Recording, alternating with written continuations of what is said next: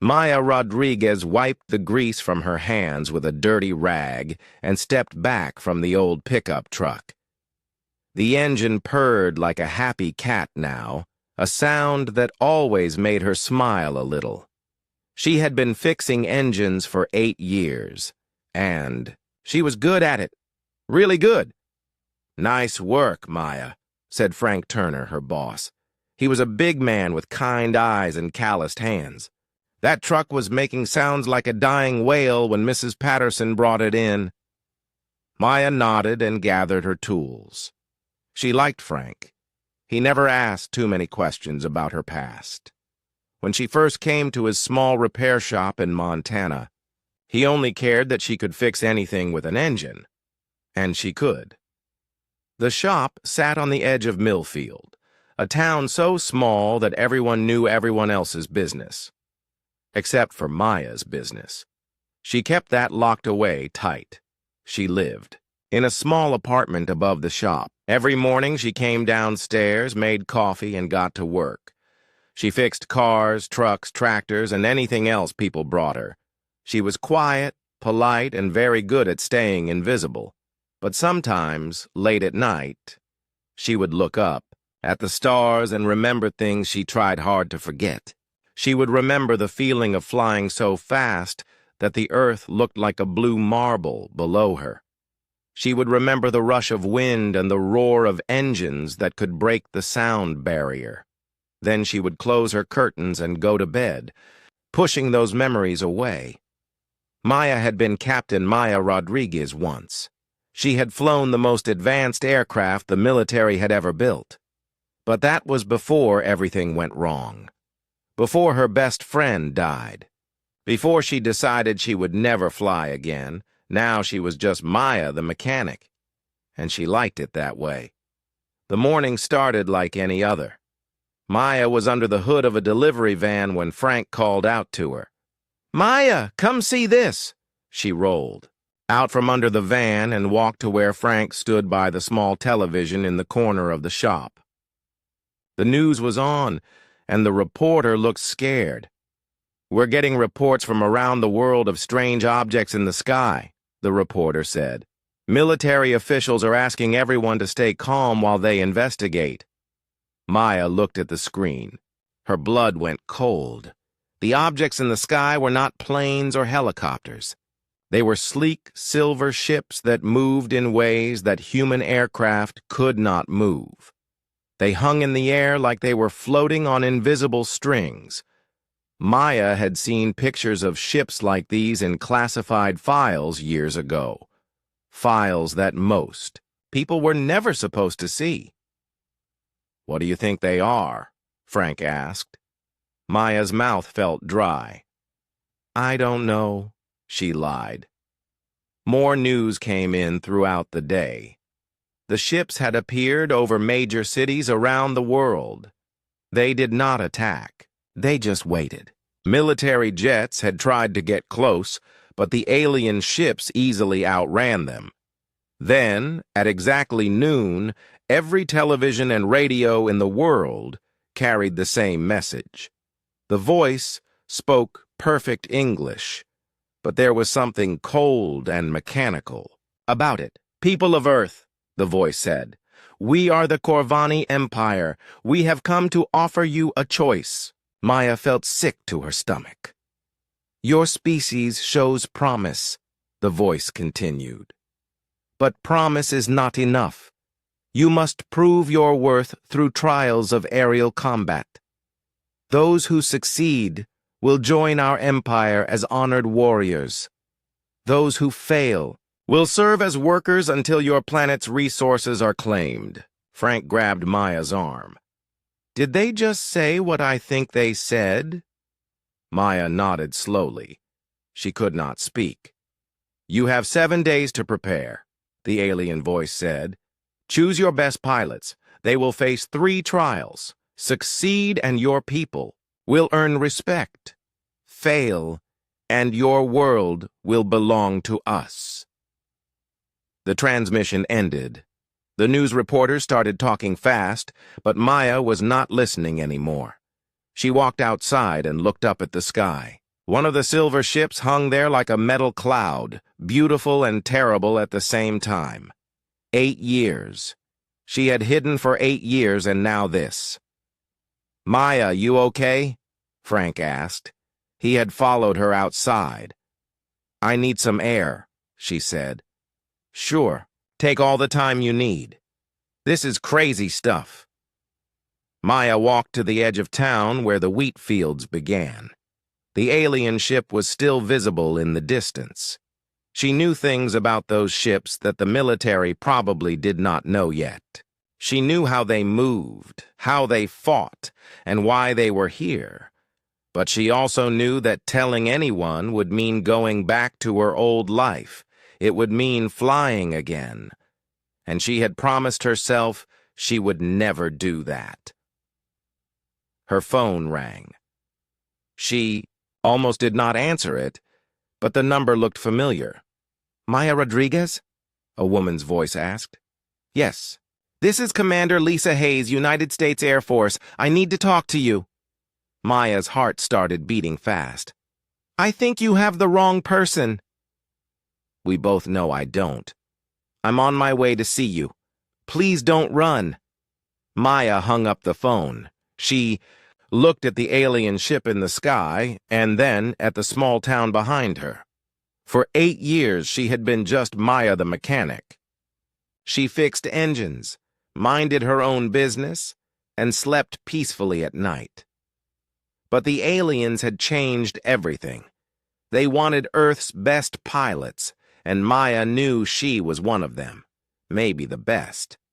But being the best had cost her everything once. Before. She walked back to the shop, slowly. Frank was still watching the news, shaking his head at the crazy things happening in the world. "Hey, Maya," he said when she came in. "You ever think about what it would be like to fly one of those alien ships?" Maya looked at him for a long moment. "No," she said quietly. "I try not to think about flying at all." But as she went back to work on the delivery van, she knew her quiet life was over.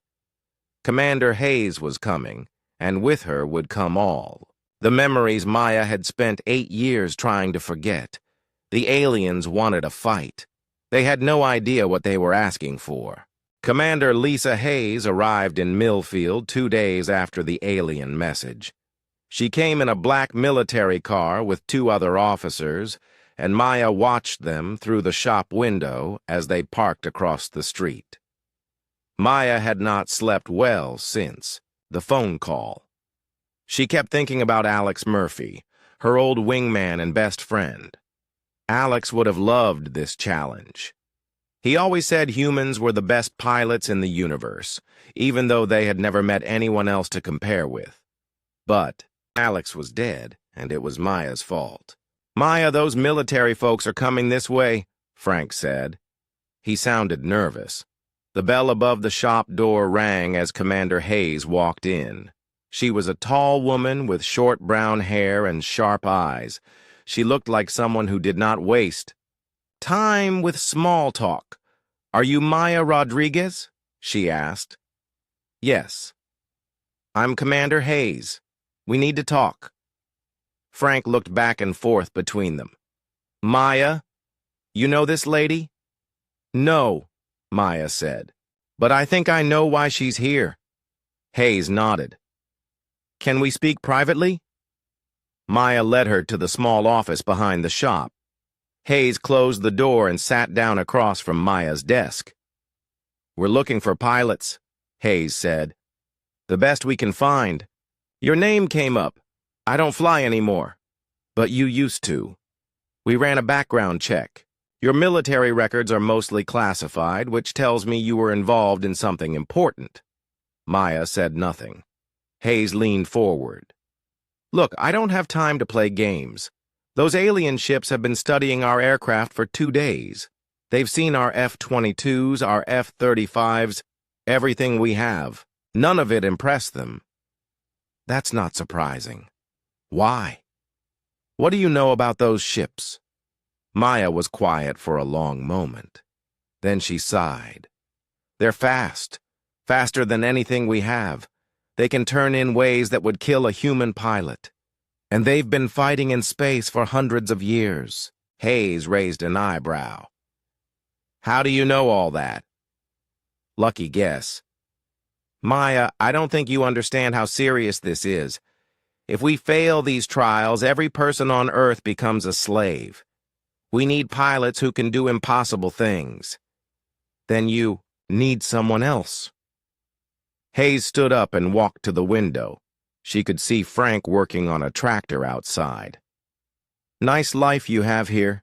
Quiet, safe. Must be peaceful after whatever you used to do. Maya did not answer. I met a pilot once, Hayes continued. Back when I was a lieutenant. He told me about a program called Project Wraith, experimental aircraft that could do things no one believed were possible.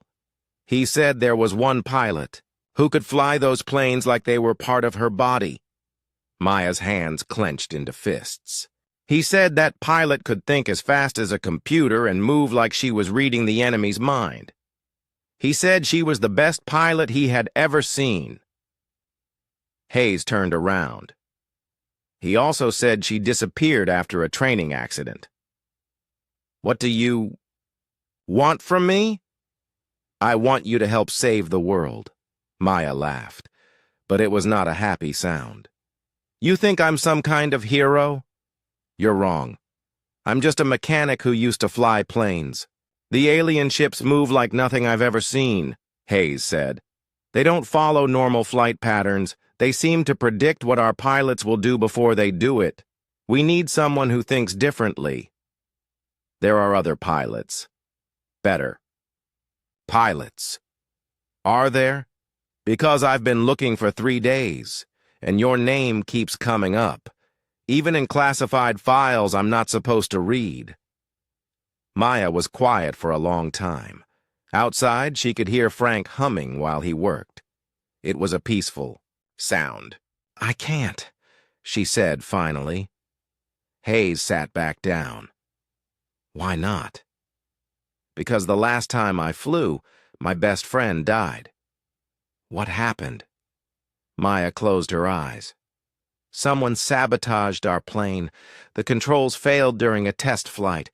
Alex tried to help me, regain control, but his plane got caught in my crash. He died trying to save me. That wasn't your fault.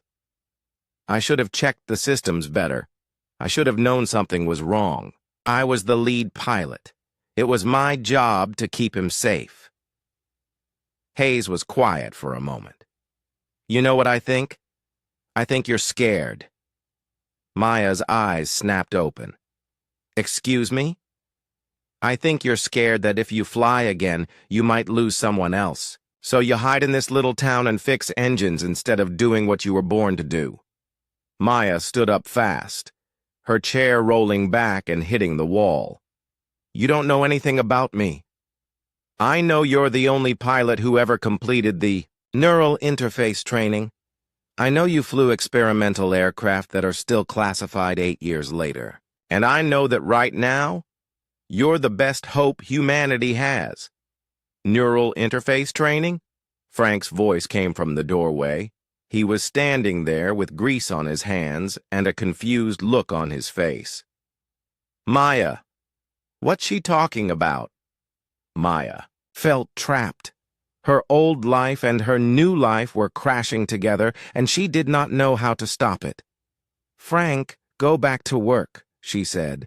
Maya, if you're some kind of super pilot, maybe you should help these people. Frank, please. He looked hurt, but he left. Maya could hear him talking to himself as he walked away. Hayes watched this with interest. He doesn't know, does he? About what you used to do? Nobody knows. I like it that way. Well, that's about to change. Because tomorrow, more recruiters will come. They'll talk to everyone in town. They'll find out that you know more about engines than most engineers. They'll learn that you watch every plane that flies over, and you always know what kind it is before anyone else. Maya sat back down heavily. You can't hide forever, Hayes said. And we need you. Not just for your flying skills, but for your knowledge. You know things about advanced aircraft that could help us design better fighters. What if I say no?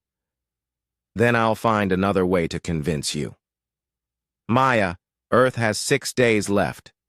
6 days to find pilots who can beat aliens who have been fighting wars in space since before humans invented the wheel. Maya looked out the window at the peaceful town. In the distance, she could see one of the alien ships hanging in the sky like a silver threat. If I help you, she said slowly, I want something in return. Name it.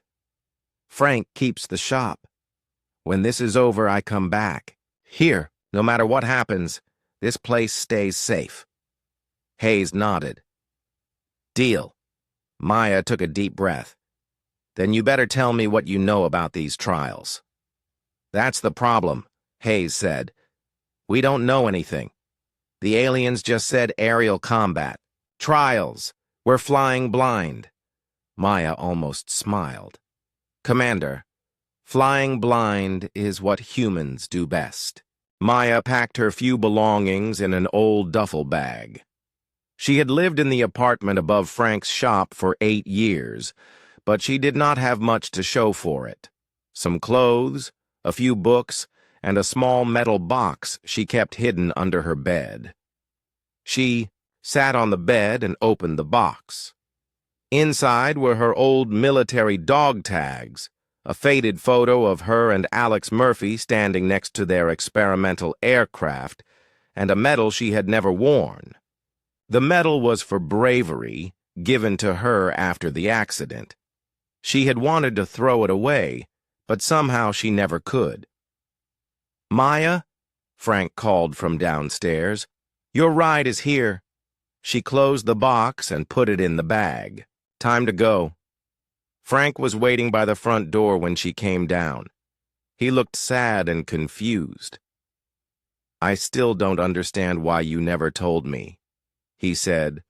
I'm sorry, Frank. I just wanted to forget. Forget what? That you were some kind of hero? Maya shook her head. I was never a hero. I was just someone who could fly fast. Frank hugged her awkwardly. You come back safe, you hear me?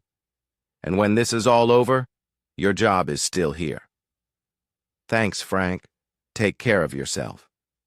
The military car was waiting outside. Commander Hayes sat in the front passenger seat, and 2 other officers were in the back. Maya got in and did not look back as they drove away from Millfield. Where are we going? She asked. Peterson Air Force Base in Colorado, Hayes said. It's where we're setting up the pilot training program. The drive took 6 hours. Maya slept for most of it, but her dreams were full of silver alien ships and the sound of Alex Murphy's voice calling her name. Peterson Air Force Base was buzzing with activity. Military trucks and helicopters moved constantly, and Maya could see construction crews working on new buildings. Everyone looked stressed and tired. Hayes led her to a secure building near the center of the base. They walked through several checkpoints, and Maya had to submit to fingerprint scans and retinal scans before they let her inside. Welcome to Project Phoenix, Hayes said as they entered a large conference room. The room was full of people Maya did not recognize, except for one. Dr. Sam Chen sat at the far end of a long table, looking older and more tired than she remembered. He had been the chief scientist on Project Wraith, the man who designed the neural interface that had made Maya's flying abilities possible. Hello, Maya, Dr. Chen said. It's been a long time. Not long enough, Maya replied. Dr. Chen smiled. Sadly, I know you blame me for what happened to Alex. Maybe you're right, too. I don't want to talk about Alex. A man in a general's uniform stood up at the head of the table. Captain Rodriguez, I'm General Patterson. We need to brief you on the current situation. I'm not a captain anymore, Maya said. I resigned my commission 8 years ago. Your resignation was never processed, the general said. Technically, you've been on extended leave. Maya felt anger rising in her chest. You can't do that. Actually, we can, especially during a global emergency. The general gestured to a chair. Please sit down. We have a lot to discuss. Maya sat down reluctantly. She felt like she was sinking back into a life she had tried to escape. General Patterson activated a large screen on the wall. It showed footage of the alien ships hovering over major cities around the world. The Corvani have been observing our military capabilities for 3 days, he said. They've seen our best fighters in action. Yesterday they sent us this message. The screen changed to show an alien face. The creature looked almost human, but its skin was pale blue and its eyes were completely black. When it spoke, its voice was cold and mechanical. Humans of Earth, the alien said. Your current aircraft are primitive. Your pilots lack skill. We are disappointed. However, we are told that you have hidden capabilities. You have 4 days to present your true warriors. If they cannot provide adequate entertainment, we will begin harvesting your world immediately. The message ended. The room was quiet. Entertainment? Maya said. They think this is entertainment? Dr. Chen leaned forward. Maya, there's something else you need to know. We've detected energy signatures from their ships that match theoretical models we developed during Project Wraith. What does that mean? It means they might be using technology, similar to neural interfaces. The way their ships move, the impossible turns they make. It's like the pilot and the ship are thinking as one unit. Maya felt a chill run down her spine. You're saying they can do what I could do, but better? We don't know. That's why we need you. You're the only human who has experience with neural interface technology. General Patterson changed the screen to show technical drawings of a new aircraft. It was sleek and angular, like a cross between a fighter jet and a space shuttle. This is the X-52 Phoenix, he said. Dr. Chen's team has been working on it for the past year, based on data from Project Wraith. It's designed specifically for neural interface piloting. Maya studied the drawings. The aircraft was beautiful in a deadly way. She could imagine how it would feel to fly, how responsive it would be to her thoughts. How many have you built? She asked. 5 prototypes. We can have more ready in 2 days if needed. What about other pilots? You can't expect me to fight the aliens alone. Commander Hayes spoke up. We've identified 12 pilots with the right psychological profiles for neural interface training. They're already here on base. 12? The interface training takes months. We have 4 days. Dr. Chen smiled for the first time since Maya had arrived. We've made improvements to the system. The new interfaces can adapt to a pilot's brain. Patterns much faster. With your help training them, we think we can have a functional squadron ready in time. Maya was quiet for a long moment. She looked around the room at all the faces watching her. These people were counting on her to save the world, just like Alex had counted on her to keep him safe. What if I fail? She asked. Then we all fail, General Patterson said. Maya, I'm not going to lie to you. This is probably a suicide mission. The aliens are more advanced than us in every way. But you're the only pilot who has ever successfully interfaced with an aircraft at the level we need. Maya thought about Frank, working peacefully in his shop. She thought about all the people in Millfield who had no idea their world was about to end. She thought about Alex Murphy, who had died because she had failed to protect him. If I do this, she said, I want full authority over pilot selection and training. No interference from the brass. Done. And I want access to all the technical data on the Phoenix aircraft. If I'm going to fly it, I need to understand every bolt and wire. Of course. Maya stood up. Then let's go meet these pilots. We have 4 days to teach them how to fly like their lives depend on it. Because they do, General Patterson said. As they left the conference room, Dr. Chen walked beside Maya. I know you're angry with me, he said quietly. About Alex. About the whole program. Maya did not look at him. Alex believed in what we were doing. He thought the neural interface would make human pilots unbeatable. He died believing that, Dua. You still believe it? Maya was quiet until they reached the door. Then she turned to look at Dr. Chen. I guess we're about to find out. Maya walked into the pilot briefing room and saw 12 of the most confident people she had ever met. They were all young, all skilled, and all completely unprepared for what they were about to face. Listen up, she said, not bothering with introductions. Everything you think you know about flying is wrong. A young man with dark hair and cocky smile raised his hand. With respect, ma'am, I've been flying F-22s for 6 years. I think I know a thing or two about aerial combat. What's your name? Maya asked. Captain Jake Williams. Jake, how fast can you think? He looked confused. What do you mean? I mean, when you're in combat, how long does it take you to see a threat, process it, and react? I don't know. A few seconds? Maya shook her head. In a few seconds, you'll be dead. The aliens think faster than you, move faster than you, and have been fighting wars since before your great-grandfather was born.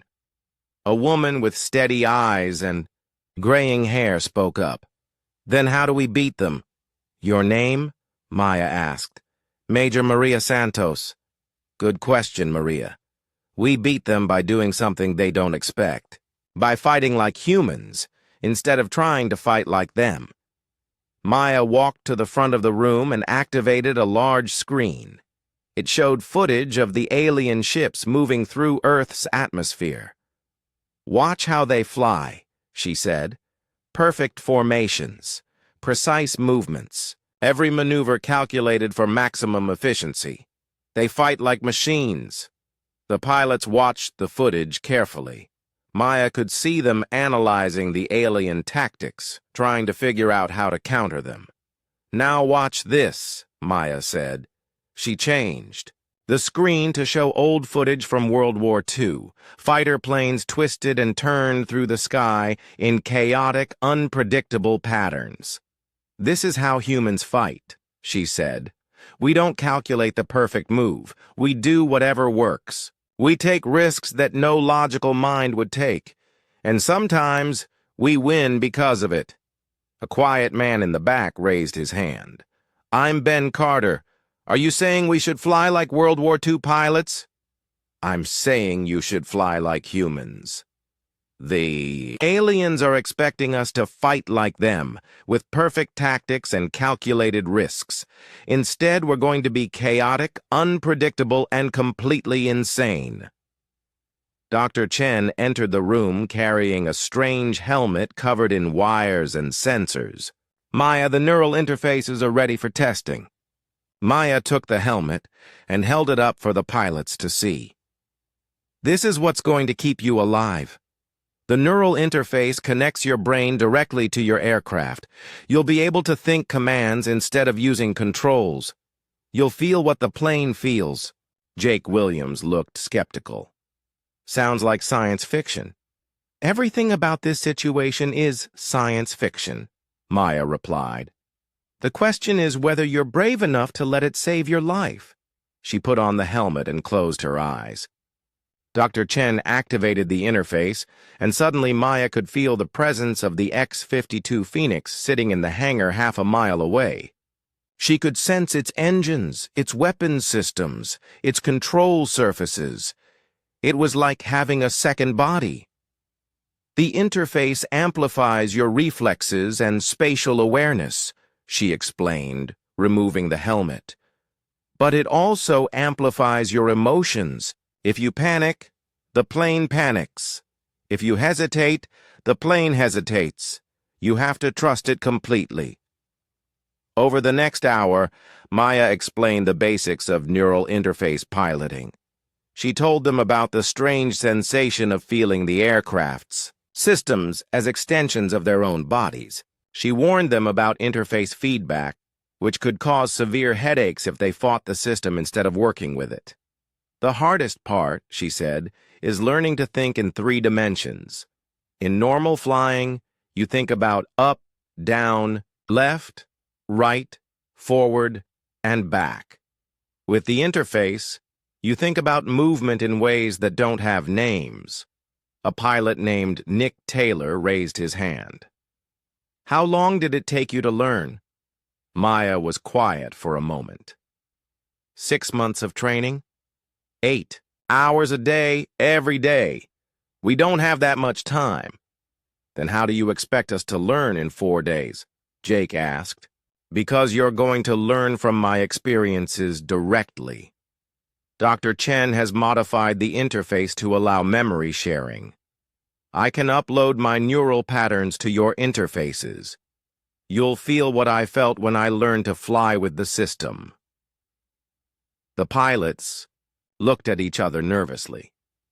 Memory sharing sounded dangerous. Is it safe? Maria asked. Dr. Chen answered. We don't know. We've never tried it before. But the alternative is sending untrained pilots against alien fighters.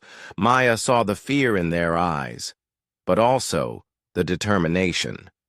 These were military pilots. They understood sacrifice. I won't lie to you, she said. The interface is dangerous. The memory sharing is experimental. And even if everything works perfectly, we're still going up against an enemy that has technology centuries ahead of ours. So why do it? Ben Carter asked. Maya thought about Alex Murphy. She thought about Frank Turner and his peaceful repair shop. She thought about every person on Earth who had no idea their world was about to change forever. Because if we don't, she said, humanity becomes a slave race. Our children will grow up in work camps. Our planet will be strip-mined until there's nothing left, and will be remembered as the species that gave up without a fight. The room was silent. I need volunteers, Maya said. Neural interface piloting isn't for everyone. If you have any doubts, speak up now. There's no shame in stepping back. No one moved. Jake Williams stood up. When do we start? Maya smiled for the first time since arriving at the base. Right now. We're going to spend the next 4 days learning to fly like nothing you've ever experienced. We're going to push the interfaces and ourselves to the breaking point. And then we're going to show these aliens what humans can do when they're fighting for their home. Dr. Chen began distributing neural interface helmets to each pilot. Maya watched their faces as they put them on. Some looked excited. Others looked terrified. All of them looked determined. Remember, she said as Dr. Chen prepared to activate the interfaces. The machine doesn't fly the plane. You fly the plane. The interface just makes you better at it. Trust your instincts, trust your training, and trust each other. The first interface activated, and Jake Williams gasped as he felt the Phoenix aircraft's presence in his mind. One by one, the other pilots connected to their assigned aircraft. Maya put on her own helmet and immediately felt the familiar sensation of her consciousness expanding beyond her body. She could sense all 5 Phoenix fighters in the hangar, and through the shared interface system, she could feel the presence of her new squadron. Welcome to the future of human flight, she said. Let's go save the world. The first day of training nearly killed them all.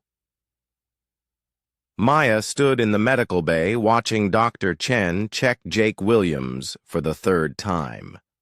Jake had passed out during his first neural interface flight and crashed his Phoenix into a training drone. The crash had given him a concussion and a bloody nose, but he was alive. "The interface feedback is stronger than we expected," Dr. Chen said quietly. When the aircraft took damage, Jake felt it as physical pain. "Can you fix it?" Maya asked. "I can reduce the feedback, but that might also reduce the pilot's connection to the aircraft. It's a balance between safety and effectiveness." Maya looked through the window at Jake, who was sitting up in bed, looking embarrassed. "What does he want to do?" "He wants to try again." They all do. That was the thing about military pilots, Maya thought. They were all a little bit crazy. The second day went better. Maya had Dr. Chen reduce the interface feedback by 20%, which meant the pilots could crash without feeling like they were actually dying. She also changed the training approach. Instead of trying to teach them everything about neural interface flying, she focused on basics: how to feel the aircraft's position in space, how to trust the interface when it suggested impossible maneuvers, how to think of the plane as an extension of their body instead of a machine they were controlling. Maria Santos was the first to get it. During a practice dogfight against computer-controlled enemy aircraft, she suddenly stopped flying like a normal pilot and started moving like Maya did. Her Phoenix twisted through the air in ways that looked impossible, dodging simulated missiles by inches and returning fire with perfect accuracy. "How did that feel?" Maya asked after Maria landed. "Like I was dancing," Maria said, pulling off her neural interface helmet. "Like the plane and I were partners instead of me trying to control it." "Good. That's exactly right." Ben Carter figured it out next during a formation flying exercise. Maya watched his Phoenix move into perfect position with the others, matching their speed and direction without any visible effort. "Ben," she called over the radio, "try something for me. Don't think about where you want to go. Just think about staying with the formation." Ben's Phoenix immediately moved closer to the others, like it was being pulled by invisible strings. "Whoa," he said. "It's like the plane knows what I want before I do." "That's because it does. The interface reads your intentions, not just your conscious commands." Jake Williams took longer to understand. He was used to being in complete control of his aircraft, and the neural interface required letting go of that control.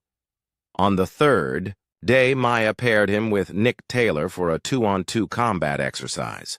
"Jake, stop trying to fly the plane," she called over the radio as she watched him struggle. "Let the plane fly itself. You just tell it where you want to go."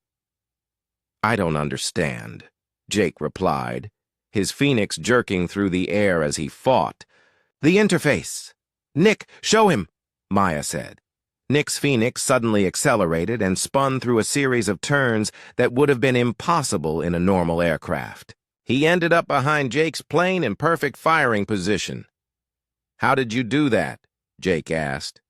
"I didn't do anything," Nick said. "I just thought about wanting to be behind you, and the plane figured out how to get there." On the fourth day, Maya introduced them to the most important lesson of all: how to think as a team. She had Dr. Chen link all 5 neural interfaces together in a shared network. Suddenly, each pilot could sense not just their own aircraft, but all the others as well. "This is incredible," Maria said as her Phoenix moved in perfect formation with the others. "I can feel where you all are without even looking." Maya smiled. This was what she had been hoping for. "The shared interface was Alex Murphy's idea," she said. "He thought that if pilots could share their neural patterns, they could fly as one unit instead of 5 separate aircraft."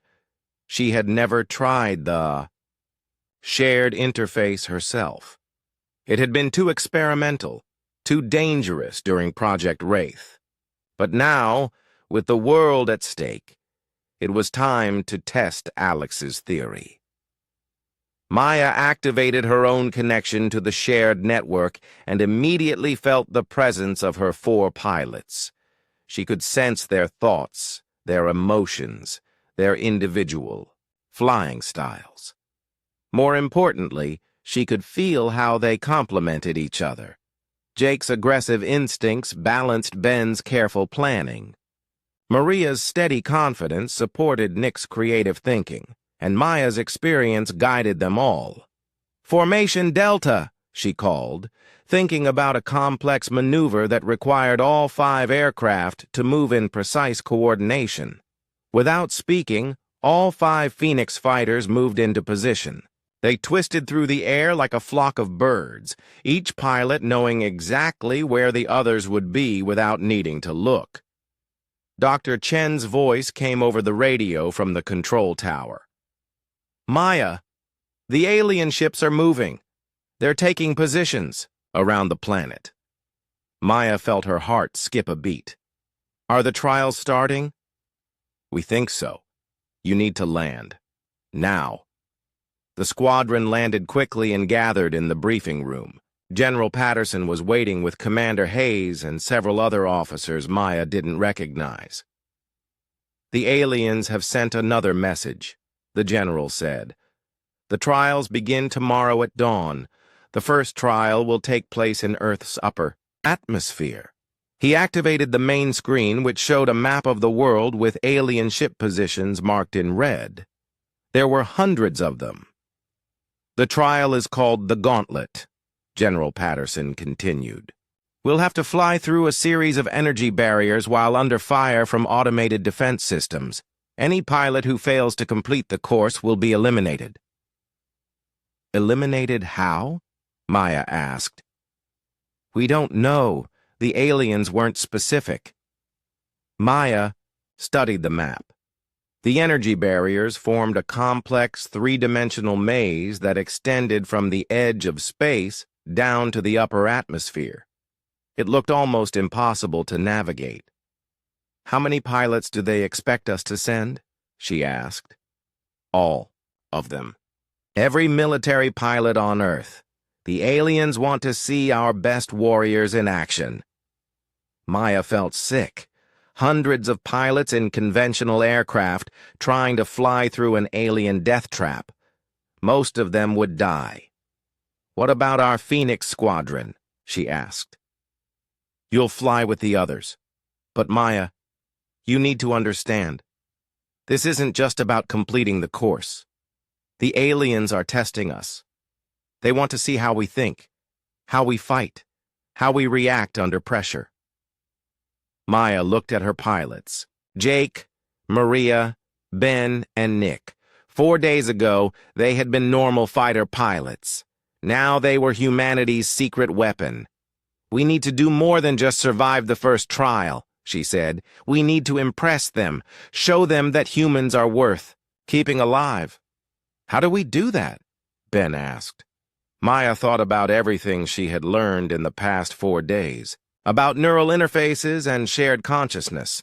About flying like humans instead of like machines.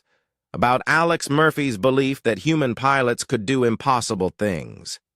"We do something they don't expect," she said. "We show them that humans don't just follow the rules. We make our own rules." She turned to Dr. Chen. "Can you modify the shared interface to work at longer range? I want to stay connected to my squadron even if we get separated." "It's possible, but risky. The farther apart you are, the weaker the connection becomes." "Do it. And I want you to monitor everything. If we discover something about alien technology during the trial, I want it recorded." General Patterson stood up.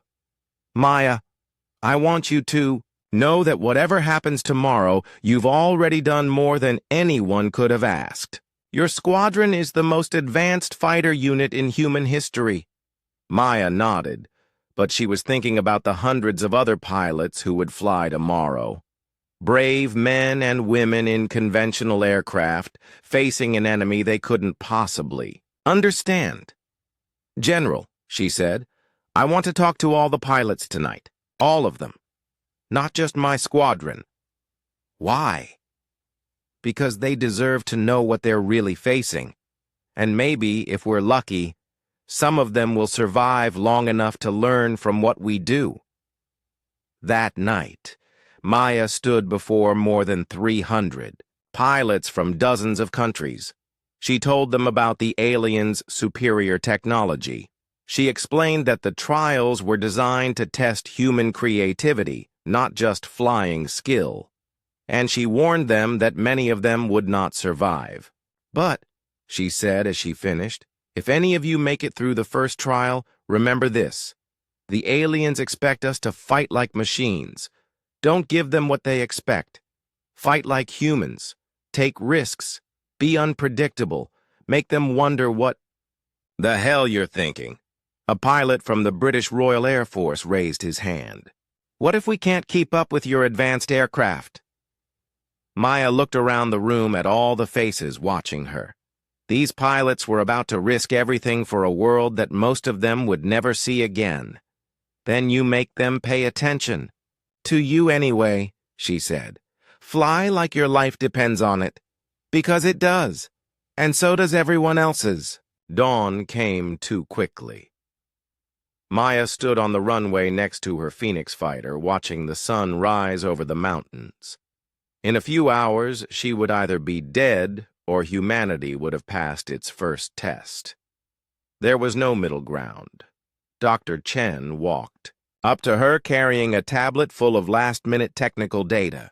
"The shared interface is working perfectly," he said. "You should be able to maintain connection with your squadron up to 50 miles apart." "What about the memory sharing function?" "Still active. If one of your pilots learns something important, the others will know it instantly."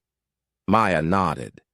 The memory sharing had been Alex Murphy's other idea, a way for experienced pilots to pass knowledge directly to rookies during combat. She had never tried it in a real battle. "Maya," Dr. Chen said quietly, "I want you to know that Alex would be proud of what you've built here." Maya looked at her 4 pilots doing final checks on their aircraft. Jake Williams was double-checking his weapons systems.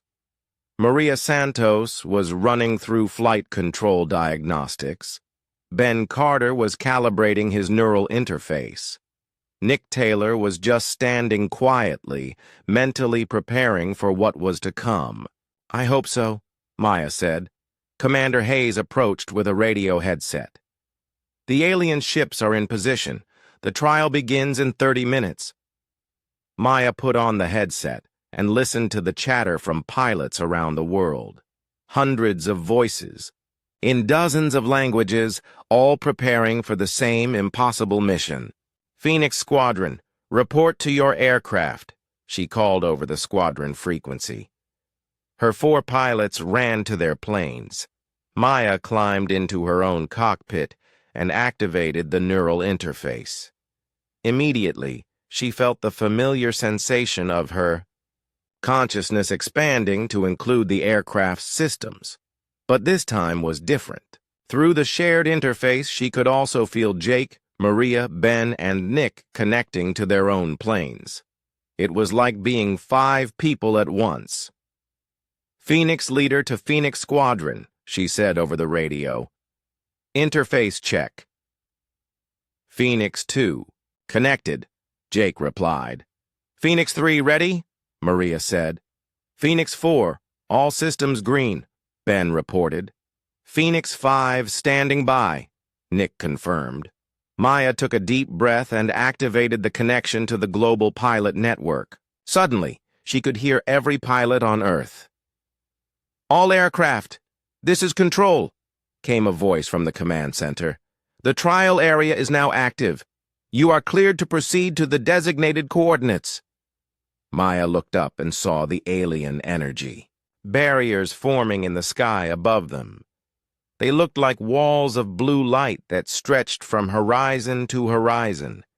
Between the barriers, she could see flashes of red light, the automated defense systems that would try to shoot them down. "Phoenix Squadron, take off!" she ordered. 5 Phoenix fighters lifted off simultaneously, their neural interfaces allowing perfect coordination without conscious effort. Maya felt her aircraft respond to her thoughts as if it were part of her body. As they climbed toward the energy barriers, Maya activated the long-range sensors. What she saw made her heart sink. The maze was even more complex than the briefings had suggested. The barriers formed a 3-dimensional labyrinth with dozens of possible paths, but most of them led to dead ends or kill zones. "Phoenix Leader, this is Control," came General Patterson's voice. "You're seeing the same thing we are. The maze changes every few minutes. There's no way to map a safe route." Maya studied the barriers more carefully. The aliens had created something that required pilots to make split-second decisions while under fire. It was designed to test reflexes, spatial awareness, and judgment all at the same time. "Phoenix Squadron, listen carefully," she said over the shared interface. "We're not going to try to solve the maze. We're going to go through it like humans. Would. Fast, aggressive, and completely unpredictable." They reached the first energy barrier just as conventional aircraft from around the world were arriving. Maya watched F-22s, Eurofighters, and other advanced jets spreading out to find their own paths through the maze. The first automated defense system opened fire. Red energy beams lanced through the sky, targeting anything that moved. Maya saw 3 conventional aircraft explode in the first 10 seconds. Their pilots never had a chance to react. "Phoenix Squadron, evasive maneuvers," Maya called. "Stay connected through the interface. Let the planes think for you." Maya's Phoenix twisted through the energy beams like it was alive. The neural interface allowed her to react faster than human reflexes should have been possible. She felt the other members of her squadron doing the same thing, their aircraft dancing through the deadly light show. But the conventional aircraft were struggling. Maya watched helplessly as pilot after pilot was shot down.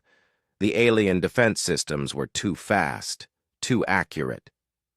Normal human reactions weren't enough. "Control, this is Phoenix Leader," Maya called. "The conventional aircraft can't handle the defense systems. They need support." "Phoenix Leader, your mission is to complete the trial, not rescue other pilots," came the reply. Maya felt anger surge through her, and through the shared interface, her squadron felt it too. These were their fellow pilots dying out there, fellow humans being slaughtered by alien machines. "Phoenix Squadron, new plan," she said. "We're going to clear a path for the others." "Maya, that's not the mission," Jake protested. "The mission is to show the aliens what humans are capable of," Maya replied.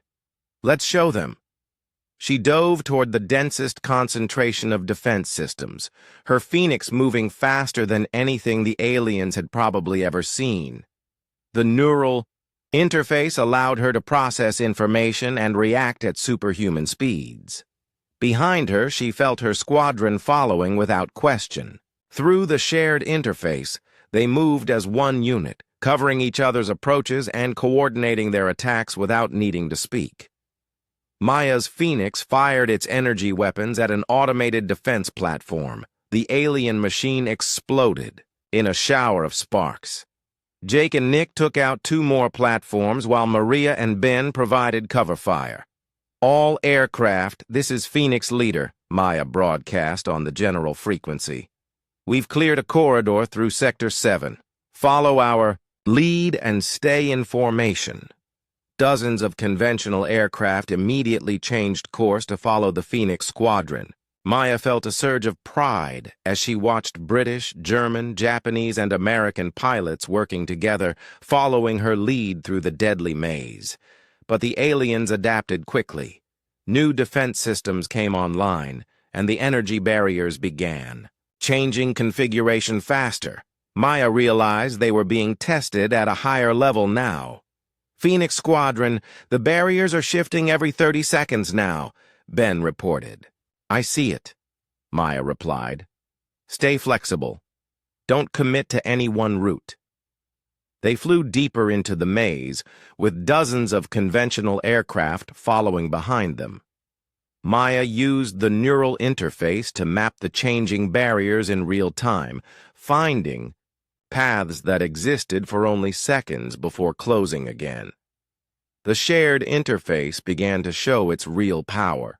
When Maria discovered that certain energy beams could be predicted by watching the power fluctuations in the barriers, the knowledge immediately transferred to all 5 pilots.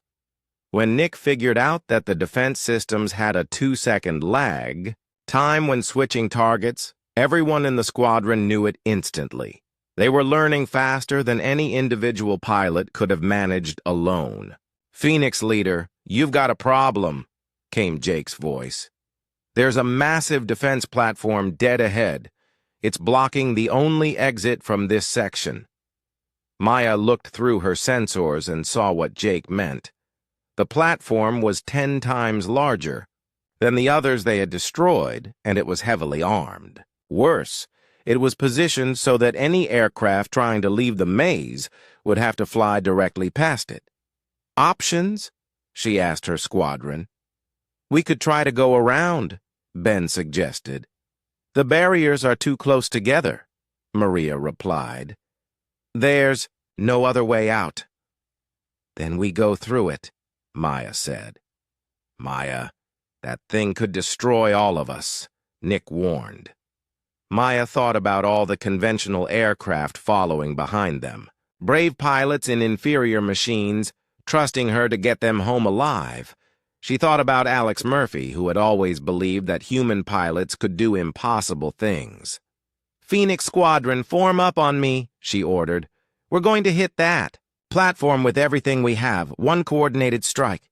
Through the shared interface, Maya felt her squadron's determination match her own. They formed a tight formation and dove toward the massive defense platform. The platform's weapons opened fire immediately. Energy beams filled the space around them like a deadly light show. Maya felt her Phoenix take minor damage as one beam grazed her wing.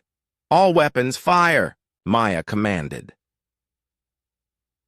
5 Phoenix fighters opened fire simultaneously, their combined energy weapons striking the platform from multiple angles. The alien machine's shields flared and then collapsed under the concentrated assault. The platform exploded in a brilliant flash of light. "Phoenix Leader to all aircraft," Maya called. "The exit is clear. All pilots proceed to the finish line." Behind them, dozens of conventional aircraft poured through the opening Maya's squadron had created. They had done it, not just survived the trial, but helped others survive as well. As they flew toward the finish line, Maya felt a strange sensation through the neural interface. It was like someone was watching her, studying her thoughts and reactions. "Phoenix Squadron, do you feel that?" she asked. Maya stood in the debriefing room staring at the casualty reports. Of the 300 pilots who had attempted the first trial, only 87 had made it through. The rest were listed as missing, presumed dead. The aliens eliminated the failed pilots permanently, General Patterson said quietly. Their ships just disintegrated. No explosions, no debris. They were there 1 second and gone the next. Maya felt sick. She had saved dozens of pilots by clearing a path through the maze, but hundreds more had died because they couldn't keep up with alien technology. Dr. Chen entered the room carrying more bad news. The aliens have been scanning our neural interface. Signals, he said. They know how our technology works now. What does that mean for the second trial? Commander Hayes asked. It means they'll be ready for us. Whatever advantage we had from surprise is gone. Maya looked at her 4 pilots who were sitting around the briefing table looking exhausted. The first trial had pushed them to their limits, and the neural interface feedback had left them all with splitting headaches. What do we know about the second trial? She asked. General Patterson activated the main screen. The aliens call it the Hunt. It will take place in deep space beyond Earth's orbit. We'll be facing actual Corvani fighters, not just automated defense systems. The screen showed intelligence reports about alien fighter craft. The ships were sleek, fast, and armed with energy weapons that could destroy anything in Earth's arsenal with a single shot. How many fighters are we facing? Maya asked. Unknown. The aliens just said we would be adequately challenged. Maya studied the technical data on the alien ships. They were clearly designed for space combat, with maneuverability that conventional aircraft couldn't match. But there was something familiar about their design principles. Dr. Chen, she said, these ships look like they use neural interface technology. That's what we think too. The way they move suggests direct mental control, similar to our Phoenix fighters. Maya felt a cold realization creeping over her. They're not just testing our flying skills, they're testing our neural interface technology against theirs. What do you mean? Jake asked. Think about it. They could have just invaded Earth and taken over. Instead, they're running these trials. They want to see how our interface technology compares to what they have. Maria leaned forward. You're saying this is some kind of technological evaluation? I'm saying they're impressed by what we did in the first trial. Impressed enough to want to test us at full strength. General Patterson looked worried. Maya, if they're that interested in our technology, what happens if we lose? Maya was quiet for a moment. They study our interfaces, improve their own technology, and then use it to conquer other species. The room fell silent. They weren't just fighting for Earth's freedom anymore. They were fighting to prevent the aliens from becoming even more powerful. There's something else, Dr. Chen said. I've been analyzing the sensor data from the first trial. The alien defense systems were learning from our tactics in real time. They adapted to our strategies faster than should have been possible. Meaning? Meaning they have some kind of collective intelligence system. When one alien machine learns something, they all learn it immediately. Maya felt a chill run down her spine. Like our shared interface system. Similar, but more advanced. We think they've been using networked consciousness for centuries. Maya looked at her squadron. 4 pilots connected through experimental technology, facing an enemy with hundreds of years of experience with the same concepts. We need an edge, she said. Something they won't expect. What do you have in mind? Ben asked. Maya thought about Alex Murphy and his theories about human consciousness and neural interfaces. He had always believed that human creativity was different from machine logic. More chaotic, less predictable. Dr. Chen, can you modify our shared interface to work at maximum range? I want to try something that's probably impossible. What exactly? I want to network all the surviving human pilots. Not just my squadron. Everyone who made it through the first trial. Dr. Chen looked shocked. Maya, that's never been tested. We don't know what would happen if you tried to share consciousness across dozens of minds. The aliens have collective intelligence. Maybe it's time humans tried it too. Commander Hayes shook her head. It's too dangerous. The neural feedback could kill all of you. "The second trial is going to kill most of us anyway," Maya replied. "At least this way, we go down fighting with everything we have." She turned to her squadron. "I won't order you to try this. It's completely experimental and it might not work. But if it does work, we might be able to coordinate like nothing the aliens have ever seen." Jake was the first to speak. "I'm in." "Me, too," Maria said. Ben and Nick nodded their agreement. Maya felt a surge of affection for her pilots. In just 5 days, they had become more than a squadron. They had become family. "Dr. Chen, how long do you need to modify the interfaces?" 6 hours, maybe 7. "Do it. And contact all the surviving pilots from the other nations. Tell them what we're planning and see who's willing to volunteer." The next 6 hours were the longest of Maya's life. She tried to rest, but every time she closed her eyes, she saw the faces of the pilots who had died in the first trial. Dr. Chen found her in the hangar, sitting next to her Phoenix fighter. "The modifications are complete," he said. 43. "Pilots have volunteered for the network interface." 43? Maya was surprised. She had expected maybe a dozen. "Word got around about what you did in the first trial, how you saved those other pilots instead of just completing the mission. These people trust you." Maya felt the weight of that trust like a physical burden. 43 pilots were willing to risk their lives on an untested technology because they believed in her. "There's something else," Dr. Chen continued. "We detected a new alien transmission. The second trial begins in 2 hours." Maya stood up and looked at her Phoenix fighter. In a few hours, she would either be leading the most advanced squadron in human history, or she would be dead in the vacuum of space. "Dr. Chen, if this doesn't work, make sure someone remembers what we tried to do." "It will work, Maya." Alex Murphy believed that human consciousness was unlimited in its potential. Maybe it's time to prove him right. 2 hours later, Maya was, strapped into her cockpit, preparing for launch.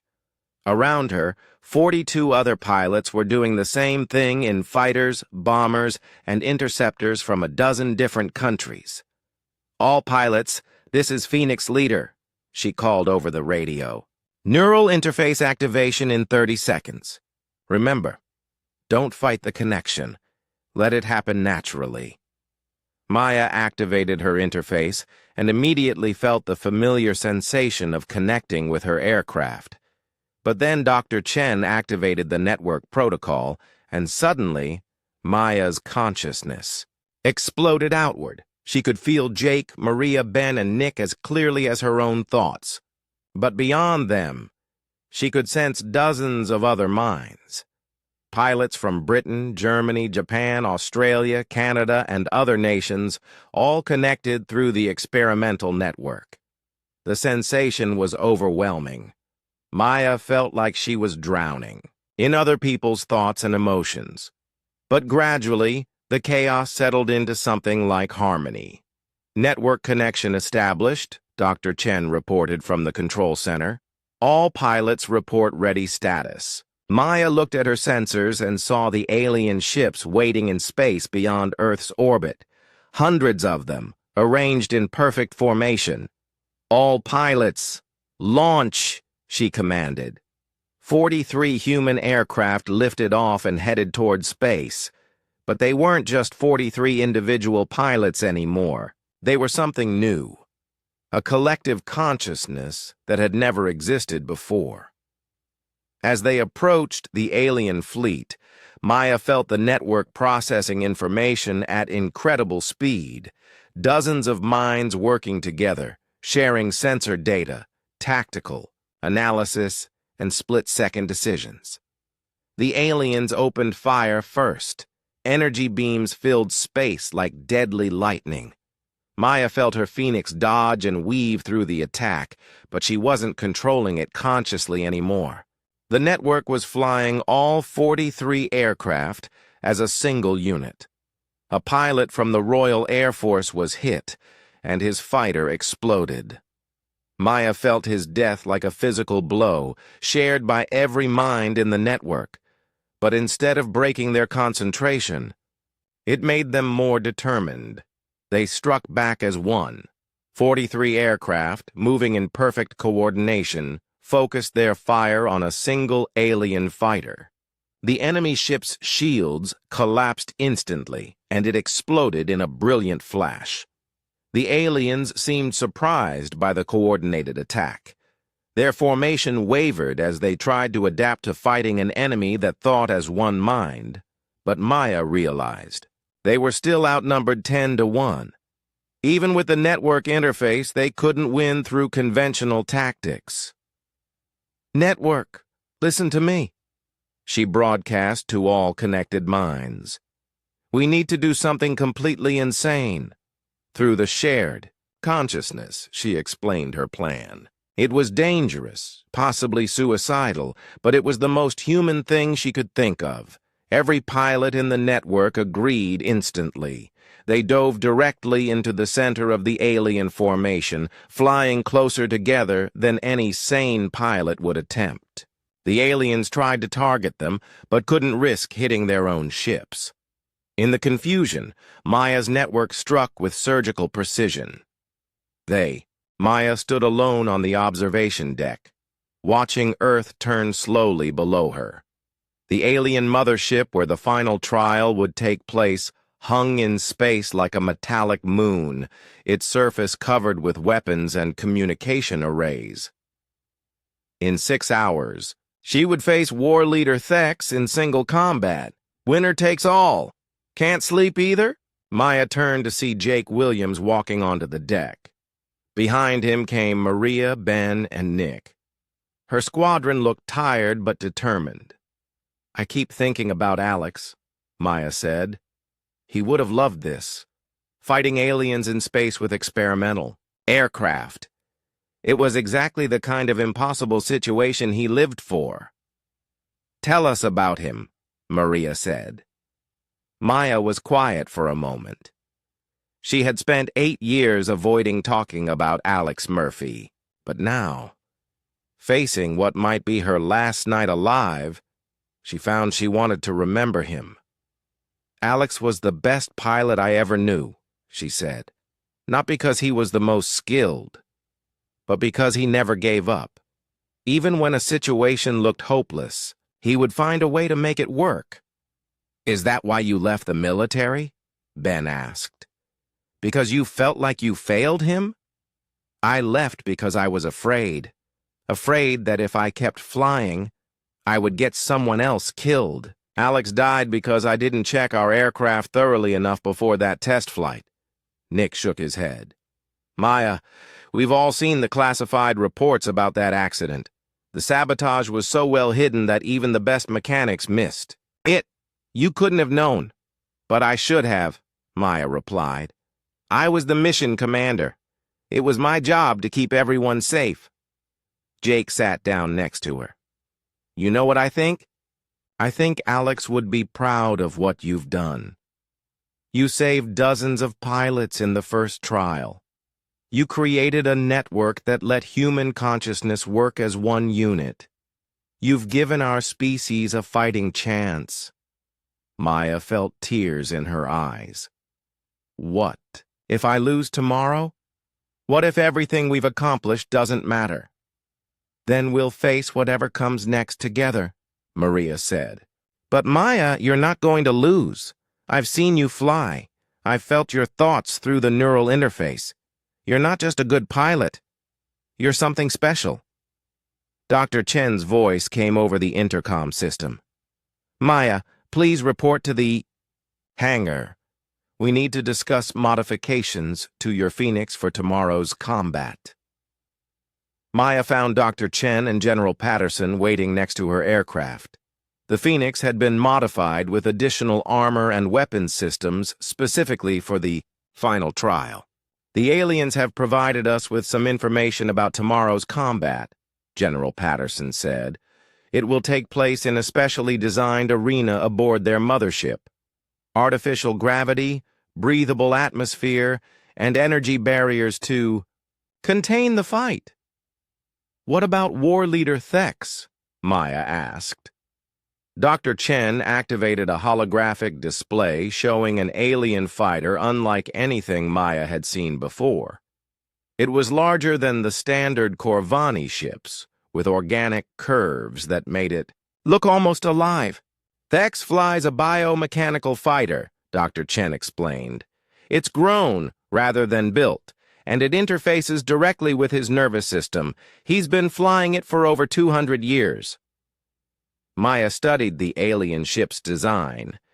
It was beautiful in an alien way, but she could see weaknesses. The organic curves that made it so maneuverable also created blind spots and vulnerable joints. What are the rules of engagement? She asked. There are no rules, General Patterson replied. The aliens call it combat to decision. The fight continues until one pilot yields or is destroyed. Maya nodded.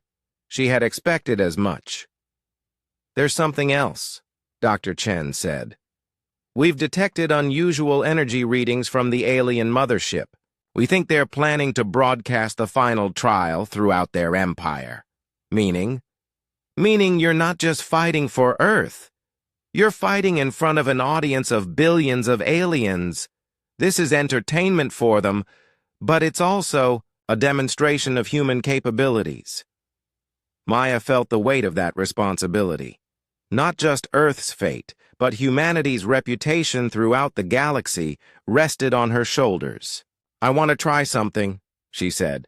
Can you modify my neural interface to maintain a connection with my squadron during the fight? Dr. Chen looked worried. Maya, the range will be too great. And even if we could maintain a connection, the interference from the alien ship would make it dangerous. I don't want to share consciousness with them. I just want to know they're there, that I'm not fighting alone. Dr. Chen worked through the night to modify Maya's interface. By morning, he had created a limited connection that would allow her to sense her squadron's presence without sharing thoughts or sensations. As Maya prepared for launch, her 4 pilots gathered around her Phoenix fighter. Remember, Jake said, you're not just Maya Rodriguez the mechanic, or Captain Rodriguez the pilot. You're the best of all of us. Fly like Alex would have flown, Maria added. Take risks, be unpredictable. But be smart about it, Ben said, with a slight smile. Come back alive. We'll be watching, Nick promised, and we'll be proud of you no matter what happens. Maya hugged each of them, knowing it might be the last time she saw them. The flight to the alien mothership took 30 minutes. As Maya approached the massive vessel, she could see the arena where the final trial would take place. It was a spherical chamber nearly a mile across, surrounded by viewing galleries filled with alien observers. Human pilot, came Thex's voice, over the communication system. I am War Leader Thex of the Corvani Empire. I have fought in over 3,000 battles and have never been defeated. I'm Maya Rodriguez, she replied. I've been fighting for 8 years to forgive myself for one mistake. Today I fight for something bigger than myself. Interesting. Your species fascinates me, human. You are chaotic, unpredictable, and illogical. Yet you have accomplished things that should be impossible. Maya entered the arena and saw Thex's biomechanical fighter for the first time. It was even more impressive in person, moving through the artificial atmosphere like a living creature. Combat begins now, announced an alien voice. Thex attacked immediately, his organic fighter moving in ways that seemed to defy physics. Energy, beams filled the arena as Maya dodged and weaved, using every trick she had learned in 8 years of neural interface flying. But Thex was incredibly skilled. His biomechanical ship seemed to anticipate her moves, staying always one step ahead of her attacks. Through her neural interface, Maya could feel the distant presence of her squadron. They were watching, believing in her, giving her strength even from thousands of miles away. The battle intensified. Maya found herself being pushed to the limits of her abilities and beyond. Thex's fighter moved like liquid mercury flowing through space in patterns that made no logical sense. But that was when Maya realized something important. Thex was fighting logically. His movements were unpredictable, but they followed patterns. Alien patterns, but patterns nonetheless. Maya stopped, trying to outthink Thex, and started flying purely on instinct. She let her human creativity take over, making decisions that had no logical basis but felt right. Suddenly, she was matching his maneuvers. Where Thex used logic and calculation, Maya used intuition and chaos. It was like a dance between two completely different philosophies of flight. The watching aliens fell silent as the two fighters spiraled through increasingly complex maneuvers. Maya could feel Thex's surprise through her sensors as she began to anticipate his moves. "Impossible," Thex said over the communication system. "You fight without pattern, without logic. How do you know where I will be?" "I don't know," Maya replied, spinning her phoenix through a turn that should have been impossible. "I just feel it." That was when she understood what Alex Murphy had always tried to tell her. Human consciousness wasn't just different from machine logic. It was superior. In its very unpredictability, Maya stopped defending and went on the attack. She flew her phoenix in patterns that made no sense, changing direction and speed randomly, trusting her instincts completely. Thex tried to adapt, but his logical mind couldn't process Maya's chaotic approach. For the first time in the battle, she got behind him and locked onto his fighter with her weapons. But instead of firing, Maya did something that surprised everyone, including herself. "Thex," she called over the communication system.